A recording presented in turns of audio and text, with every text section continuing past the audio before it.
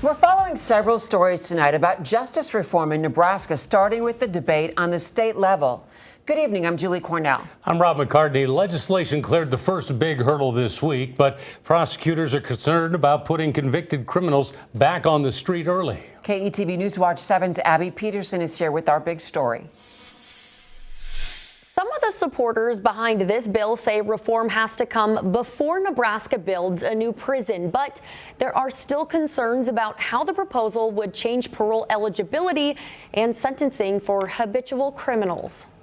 Omaha Senator Terrell McKinney is one of the driving forces behind the justice reform bill, which advanced to the second round Monday night. To find better ways to, make sure we get people through the system and we don't cause more harm in the process. McKinney says he's optimistic, but there's a long way to go. Biggest obstacles, county attorneys. I seem to sense a resentment by the senators, some of the senators, that the County Attorneys Association was a bad guy in this and had no business interfering in what they're trying to do.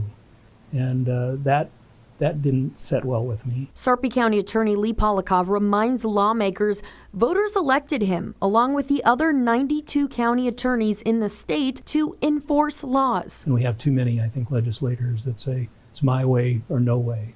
And that's on both sides. And when you're given that situation, you're not going to be able to do anything. The bill moved forward with promise of a compromise on some of the sticking points, like parole eligibility. Polakov is concerned about letting inmates out early. I would predict that we'll get people out on the street earlier, and they will be doing, it's just like the talk on bail. They're going to commit more crimes. We're not just trying to just release people. That's a myth. We're trying to find smart ways to reform, change policies within the systems so we get better results. As it stands right now, the bill would create mandatory minimums of 3 years for convictions that don't involve violence, sex, or guns. Judges could place inmates on post-supervised release after they serve 85% of their sentence. We need to start rehabilitating them when they get there, not when they're going out.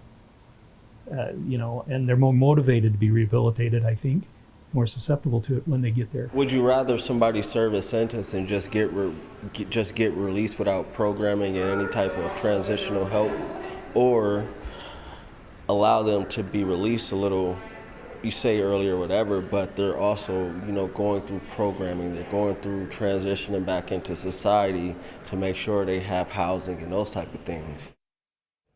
The bill also addresses drug crimes. It would create enhanced penalties in cases where someone dies, but it would be a misdemeanor to have less than 1/10 of a gram of drugs except fentanyl.